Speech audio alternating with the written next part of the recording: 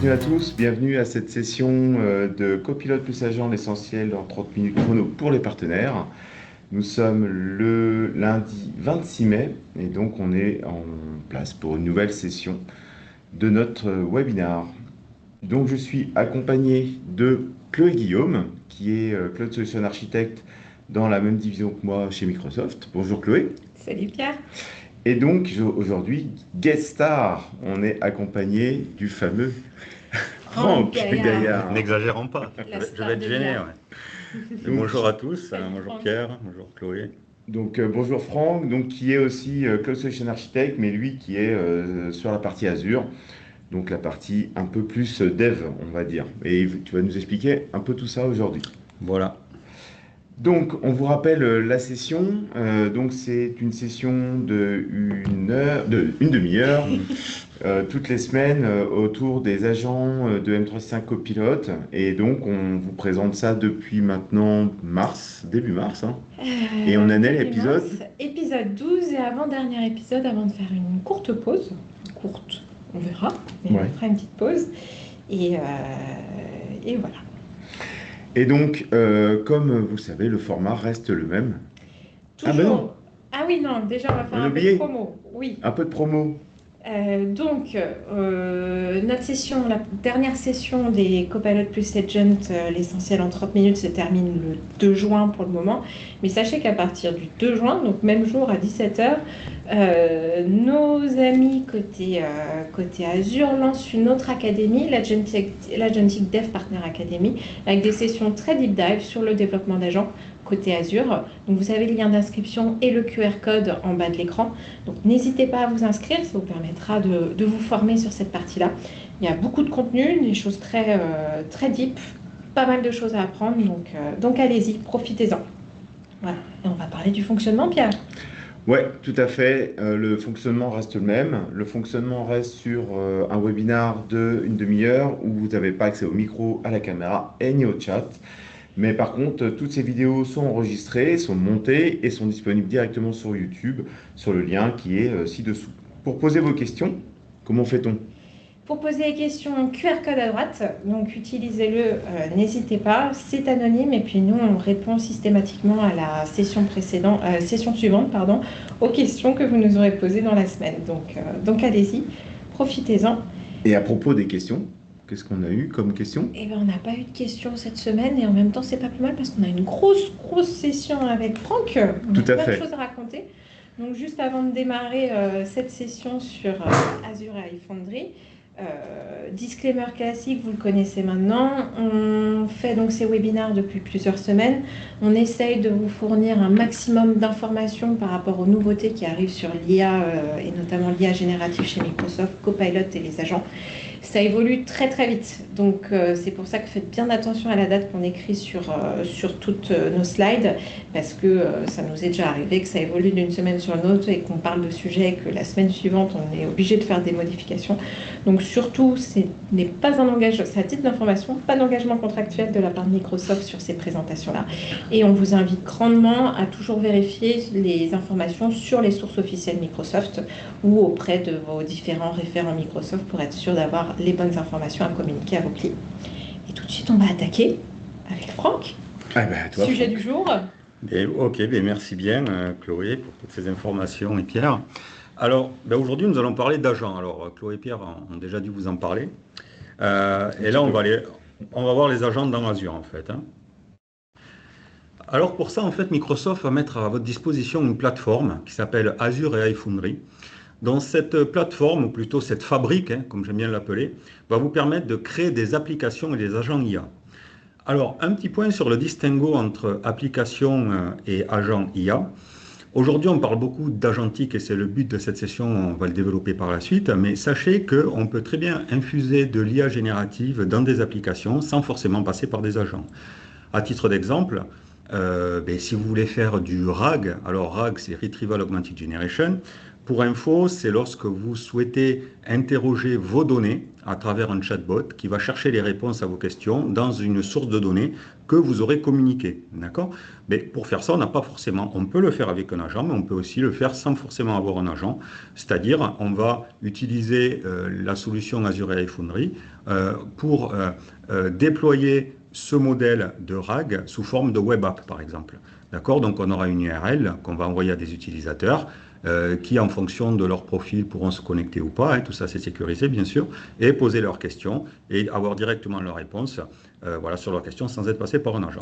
Voilà. Donc, alors, pour revenir sur notre plateforme Azure AI Foundry, donc, comme on va le voir, vous allez pouvoir sélectionner le modèle que vous souhaitez utiliser dans votre agent ou votre application. Vous verrez, il y a énormément de modèles, mais heureusement, on a des filtres qui vont nous permettre, en fonction de certains critères, de réduire cette masse pour concevoir le modèle en fait qui vous correspond le mieux par rapport à votre use case. Mais ce n'est pas tout, il n'y a pas que de l'IA générative dans Azure AI Foundry, il y a aussi ce qu'on appelle des AI Services. Alors les AI Services viennent de la R&D Microsoft, ce sont des modèles préentraînés comme les modèles d'IA générative, sauf que cette fois-ci vont s'appliquer à des use cases qui vont tourner par exemple autour du speech, autour de la vision, autour du langage, d'accord? Voilà, donc c'est une autre façon aussi d'infuser de l'IA et bien sûr les deux sont complémentaires.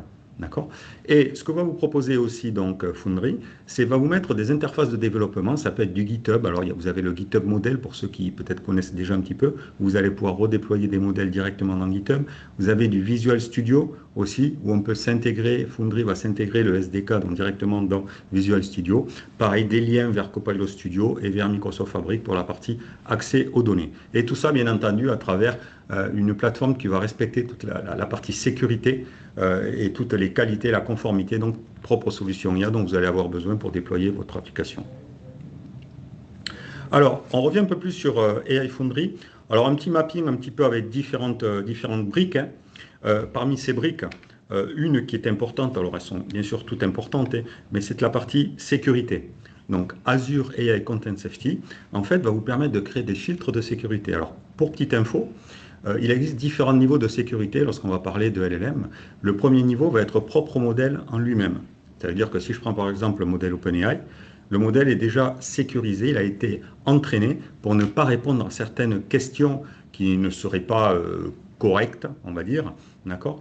Donc ça, c'est le premier niveau au niveau du modèle. Le niveau supérieur, mais ça va être au niveau du Content Safety, où vous allez pouvoir créer vos propres filtres avec vos propres critères. D'accord? Alors, il y a différentes thématiques, hein, la violence, le suicide, etc., et tout ce qui ne va pas être correct, par exemple. D'accord? Vous avez différents niveaux de sévérité, donc vous avez du low, medium et high. D'accord? Et puis, vous allez donc pouvoir créer vos filtres et les appliquer directement sur vos modèles. Voilà. Ce que je comprends là, Franck, c'est qu'en fait, Azure AI Foundry, par rapport à tous les services qu'il y a dedans et cette partie sécurité, c'est vraiment le hub de l'IA pour Microsoft. Tout à fait. On peut le voir comme ça, en effet. Ça va être. Alors, si je fais un petit parallèle, parce que là, on voit Azure Machine Learning. Azure Machine Learning, c'était le hub pour les data scientists. D'accord? Alors, la grosse différence, c'est que lorsqu'on va parler d'Azure Machine Learning, on va créer un modèle. Un modèle va se créer à partir de data, de données et d'algorithmes. Data plus algorithme égale modèle.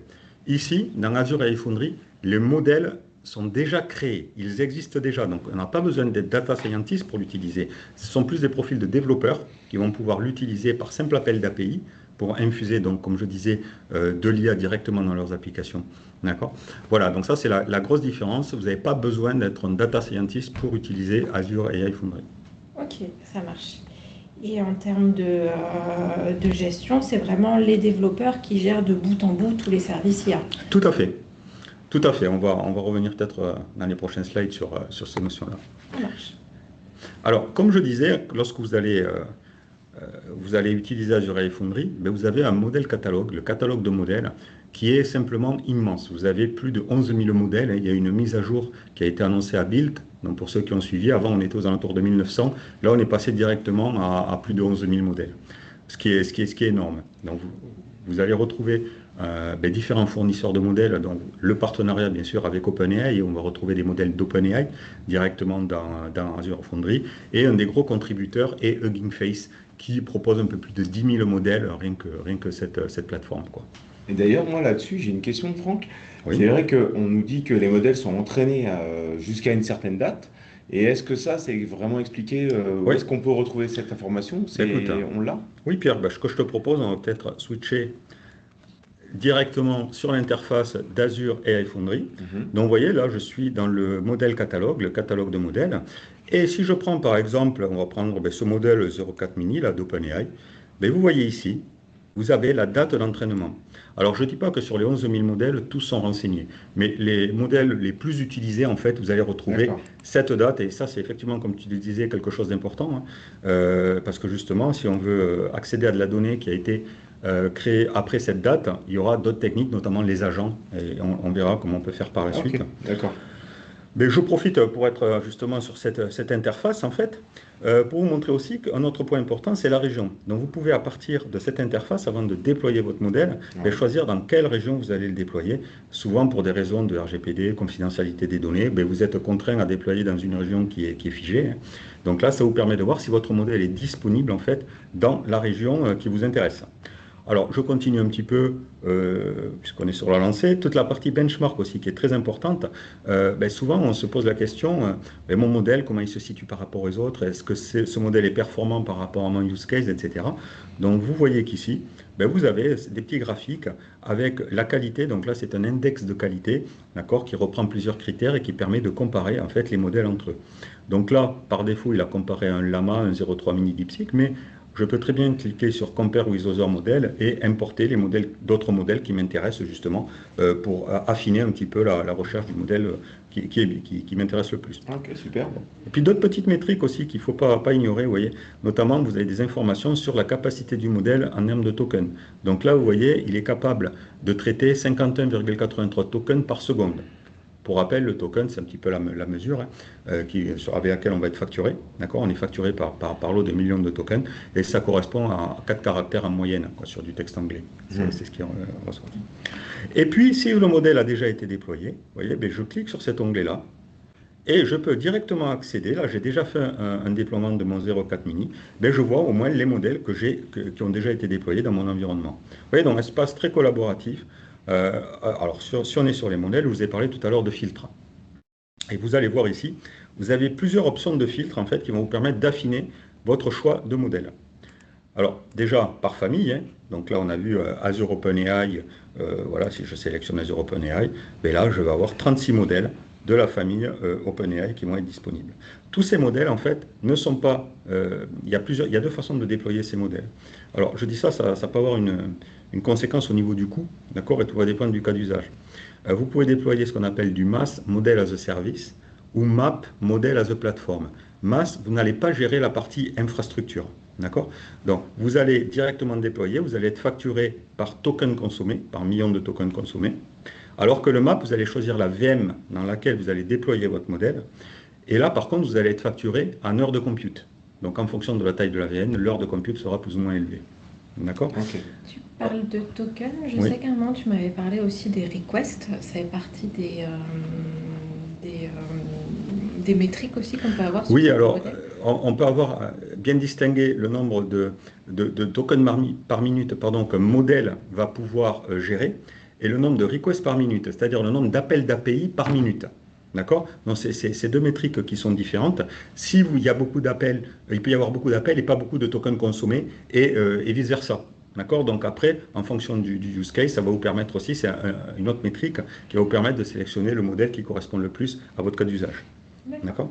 Un autre point important ici, vous voyez, parmi les filtres, vous avez la partie industrie. Donc, ça veut dire qu'aujourd'hui, vous avez des modèles qui sont de plus en plus, vous allez en avoir qui vont être entraînés par type d'industrie. Typiquement, si je prends ici Health and Life Science, alors attendez, j'enlève Azure OpenAI, voilà, je remets le filtre. Donc on sait qu'au moins Azure OpenAI ne fait pas du exactement, Pierre. On sait. Donc là, on a 29 modèles qui traitent sur la partie Life Science. D'accord? Ouais. Et vous pouvez le choisir en fonction, toujours pareil, de votre use case. Et puis, autre point intéressant, c'est l'inference task. Donc, l'inference task, on revient sur le use case.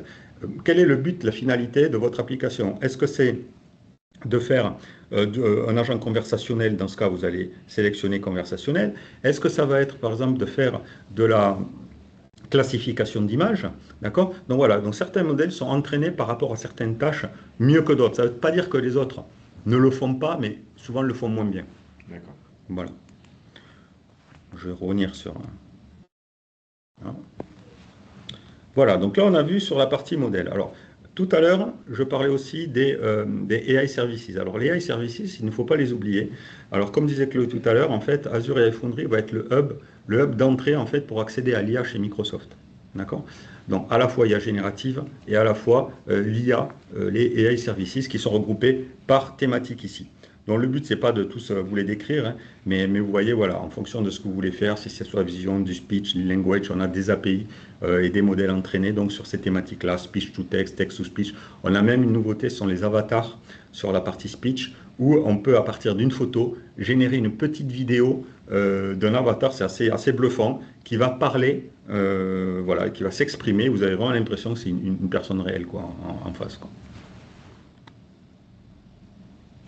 Alors, une question importante, ben, pourquoi utiliser Azure AI Foundry? D'accord? Alors, déjà, Azure AI Foundry va vous permettre de répondre efficacement à un besoin métier. D'accord? Alors, c'est très trivial ce que je dis, mais tout va partir du besoin métier. D'accord? Alors, c'est vrai que l'IA générative a ouvert les portes sur de nouveaux use cases. Alors, mais souvent, l'approche est de se dire, par rapport à des process métiers existants, est-ce qu'on peut les améliorer grâce à l'IA générative?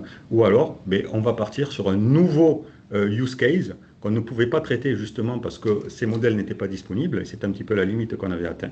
D'accord? Donc là, je dirais, c'est plus du brainstorming, ça va être la première étape. Après, AI Foundry va vous permettre de collaborer entre plusieurs utilisateurs autour d'une plateforme commune. D'accord? Ça veut dire que vous allez pouvoir inviter des collaborateurs en leur assignant des droits. Donc il y a 4 niveaux de droits en fonction de si il est owner ou simplement reader. D'accord? Voilà, donc ça va lui donner le droit notamment de déployer des modèles ou pas, voilà, d'avoir un peu plus de contrôle sur la gestion de la plateforme. Les modèles, on en a parlé, donc large choix de modèles. Et aussi toute la partie gouvernance, sécurité, propre modèle, où j'ai un petit peu parlé de content safety, d'accord? Mais vous avez aussi d'autres types de sécurité au niveau du déploiement derrière des réseaux privés, notamment. Voilà, on peut rajouter énormément de sécurité. Alors là, on va migrer tout doucement vers l'IA agentique. Donc c'est vrai que l'IA agentique, on en entend beaucoup parler aujourd'hui, d'accord, à travers ces agents. Alors ces agents, on les retrouve un petit peu chez Microsoft, un petit peu partout à travers les copilotes, notamment qui vont être intégrés dans du Microsoft 365. Je pense que Pierre et Chloé en ont aussi parlé dans les séances précédentes. On a pas mal Vous parlé. avez pas mal parlé d'agentique. Hein. Voilà. Donc, ce qui va caractériser un agent, en fait, c'est cette capacité, c'est la notion d'autonomie. Ça veut dire, un agent, c'est une IA qui va être autonome, qui va pouvoir raisonner et faire des planifications et des exécutions de tâches. D'accord? C'est surtout ce qui va la distinguer d'une application, je dirais, plus classique, qui va être entraînée pour faire une action très précise. Là, il y a cette notion de raisonnement et de planification, d'adaptabilité, quelque part, par rapport à un contexte qui va être défini. D'accord? Voilà, ça, c'est important, quoi. Alors, cette statistique qui nous vient de Gartner, hein, pour vous montrer qu'on n'est pas sur un effet de mode, hein, mais d'ici 2028, voilà, ça c'est une estimation, 15% des décisions de travail quotidiennes seront prises de manière autonome grâce à l'IA. Donc il y aura des agents, en gros, qui vont gérer 15% des décisions en entreprise. D'accord? Alors ce chiffre peut sembler important, alors tout dépend de quel point de vue on se positionne, hein. Mais voilà, donc c'est quelque chose qu'on commence à voir, hein, notamment au niveau des centres d'appel, où on voit de plus en plus d'IA maintenant qui vont gérer les premiers niveaux de contact au niveau du centre d'appel. Mais voilà, donc c'est pas prêt de s'arrêter. Voilà. On a même parlé avec Stéphanie déjà. Ouais, c'est ce que j'allais dire, ouais, tout à fait. Et on a encore plus vu avec la build la semaine dernière, là, où ça a été vraiment des choses qui ont été avancées là-dessus.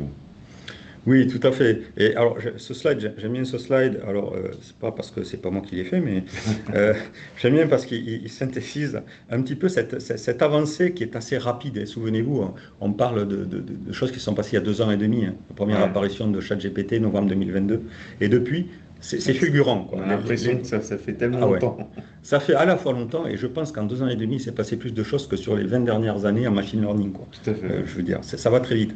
Alors, on parlait de robotique process automation à travers le RPA, où on avait des projets RPA qui allaient vous permettre d'accomplir des tâches répétitives. Alors là, à titre d'exemple, par exemple, saisir les informations sur les nouvelles embauches dans le système RH. Donc ça va être toujours la même tâche, il n'y a pas de surprise. Donc là, effectivement, on peut automatiser à travers du RPA. Après, le chatbot. Alors, le chatbot, lui, va permettre de répondre à des questions. Je parlais de RAG tout à l'heure. C'est un petit peu ce qu'on voit. Je dirais qu'aujourd'hui, plus de 80% des cas d'usage, quand on parle d'IA générative, ça va être construire un chatbot qui va s'appuyer sur une source de données qui va être propre à l'entreprise. Ouais, d'accord. Alors pourquoi? Plusieurs raisons. Hein. Ça permet déjà, votre modèle LLM par défaut, il ne connaît pas tout, il ne connaît pas notamment des données propres à l'entreprise en interne. Et puis après, ça va réduire le risque d'hallucinations qui sont propres à certains modèles, c'est-à-dire qu'on va le borner sur le choix des questions possibles, et s'il ne sait pas, s'il ne trouve pas la réponse, il va dire je ne sais pas. D'accord. Voilà. Alors après, les agents, qu'est-ce qu'ils vont apporter de plus? Mais comme je disais, l'agent va pouvoir automatiser un processus. Donc là, on n'est plus simplement à répondre à une question, mais on va aller un petit peu plus loin. Typiquement, dans cet exemple, on a créé un agent qui va permettre, lorsqu'il y a un nouvel arrivant dans une entreprise, de commander un ordinateur portable, par exemple, pour ce nouveau collaborateur. D'accord. Mais là, bien sûr, il y a toujours une supervision humaine derrière. On ne va pas laisser l'agent dans la nature, ça serait un peu trop facile, mais il y a toujours une gestion humaine derrière. Et là, aujourd'hui, on est vraiment dans l'ère de l'agentique, du multi-agent, d'accord, où on va pouvoir créer des agents par rapport à certains profils de l'entreprise. Là, vous voyez un agent HR, un agent IT et un agent qui fait des formations. Alors, on peut imaginer le scénario suivant. Ces 3 agents vont communiquer. Il va y avoir un nouvel arrivant, donc des nouveaux embauchés dans l'entreprise. Donc, le HR agent va envoyer des informations. Ça peut être sur le nom, le nom, le prénom, l'adresse, etc. Des nouveaux arrivants. Il va communiquer ça à l'IT qui va pouvoir créer le profil en entreprise, l'ID de la personne, les badges. Voilà, on peut imaginer tout le process de recrutement, quoi, en fait. Hein. Et l'agent, le training agent, qui lui va pouvoir gérer, envoyer aux nouveaux collaborateurs des formations à faire lorsqu'on arrive dans l'entreprise. D'accord. Et tous ces agents vont communiquer sans qu'il y ait une interaction humaine. Alors, il y a toujours un superviseur, mais qui ne va pas intervenir dans les échanges qu'il va y avoir entre ces agents. D'accord. Et là, l'exemple, c'est intégrer 5 employés d'ici lundi, par exemple. Ouais. Donc, tout ce processus va pouvoir s'automatiser. Et maintenant, ce qui est assez bluffant, c'est qu'on va pouvoir le faire sur des tâches de plus en plus complexes. D'accord. Alors, on va aller un peu plus dans le détail de ces gens. De quoi est composé un agent, en fait. D'accord. Donc, l'agent, alors que vous allez pouvoir créer à travers... là, je t'arrête. Franck, c'est vrai que ce graphique-là, nous, on l'a beaucoup utilisé. D'accord. Ça tombe bien. Je pense qu'on était dans le... On était alignés. Ouais, je pense qu'on était alignés. Par contre, là, je vois qu'il y a un truc en plus par rapport aux autres, parce qu'on a expliqué connaissance, action et autonomie, c'est des choses qu'on a utilisées dans M365 Copilot et dans la partie Custom Agent de Copilot Studio ou de Team Toolkit. Par contre, il n'y avait pas cette mémoire and thread là. C'était pas. Alors, est-ce que tu peux nous l'expliquer? Parce que justement, ça, c'est une nouveauté pour nous. Oui, tout à fait. C'est une nouveauté, en fait. Sans être trop technique, c'est une bibliothèque qui s'appelle Mem0, d'accord, donc on peut retrouver une bibliothèque Python, qui va permettre d'historiser, en fait, les échanges qu'on a eus à travers différentes sessions avec votre agent. Souvent, lorsque vous allez interagir, quand vous avez fini une session, il va perdre un petit peu tout ce qui a été dit. Ça veut dire si 2-3 jours plus tard, vous revenez et vous réinitialisez votre... déjà, on va parler de réinitialiser votre session, mais vous allez repartir un petit peu de zéro. D'accord. Alors que là, maintenant, il y a cette possibilité d'historiser tous ces échanges, tous ces threads, en fait, que vous allez avoir avec votre agent. Et donc, l'agent va pouvoir s'en servir pour automatiser la réponse, d'accord, et apporter la meilleure personnalisation, en fait, à la réponse qu'il va faire, quoi. D'accord. Donc, c'est l'équivalent de quelque chose qui a été annoncé à la Build aussi, qui est le M365 Copilot Memory. Voilà. Qui permet aussi de personnaliser comme ça directement depuis Copilot. Peut-être que Pierre, on l'aura nous aussi dans les agents déclaratifs côté Copilot Studio. Moi, je pense que c'est une nouvelle fonctionnalité qui peut être vraiment intéressante. Et bon, après, faut voir la mise en œuvre, en tout cas. Voilà. Oui, alors, sur les agents, on aurait beaucoup à dire encore. Hein. Bon, j'espère juste que ça vous a donné envie d'aller plus loin. N'hésitez pas d'ailleurs, je l'espère, mais on peut nous contacter pour avoir plus d'informations. Hein, sur Ouais, ce ouais, de sujet. toute façon, non, mais après, il y a tout ce qu'il faut là où il faut pour justement chez Microsoft pour expliquer ça. Mais en tout cas, bah, super. Un petit récap, Chloé? Oui, petit récap. Donc, on a appris pas mal de choses sur Azure AI Foundry, sur les modèles.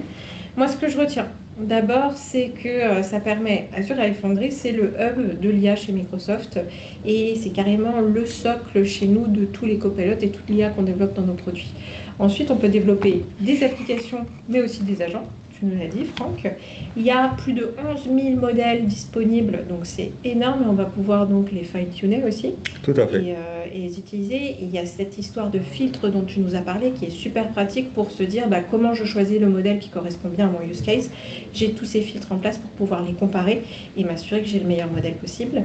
Et derrière, tu nous as parlé donc de la création d'agents complexes et de l'orchestration de plusieurs agents, donc le mode multi-agent. Et ça, c'est la vision en fait qu'on a côté c'est ce qu'on appelle Agentic AI. Et ce que je retiens aussi, c'est qu'avec Azure AI Foundry, en fait, développeurs ou éventuellement data scientists s'ils font la partie machine learning, contrôlent de bout en bout en fait toute la stack IA pour développer leurs applications. Tout à fait. Tu as bien bon retenu. résumé. Bien résumé. Très bien. Cool.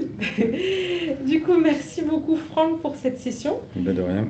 On se retrouve Pierre lundi prochain. Lundi prochain, ouais, pour notre dernier épisode pour l'instant, notre première série de cette partie copilote et agent. Nous serons donc même heure, même endroit, donc sur le même Teams, que vous pouvez tout de suite épingler, comme ça vous le retrouverez assez facilement. Et nous serons sur la partie Data Fabric, donc plutôt fabrique, avec la partie agentique autour de la donnée, etc. Donc quelque chose d'important, on l'a vu plusieurs fois. Et là, on sera vraiment dans des choses un peu plus complexes, je pense, sur cette partie data. Sûrement beaucoup plus complexe avec Fred Gisbert, donc notre expert fabrique chez nous. On a hâte de le recevoir. Et donc, pour aller plus loin, vous avez nos liens. Donc, Franck nous donnera des liens, je pense, intéressants et je les mettrai sur notre bréviaire de liens qui est sur cette partie GitHub. Et donc, pareil, si vous voulez voir les vidéos, n'hésitez pas. Elles sont disponibles librement via le lien qui est en dessous. Et comme ça, vous pourrez réécouter nos sessions si vous ne les avez pas toutes écoutées. Eh bien, je vous remercie. Merci à tous. Merci à tous. Merci Franck. Merci Franck, vraiment. Et puis je vous dis à la semaine prochaine et puis bonne semaine tout le monde. Merci, au revoir. Merci, au revoir.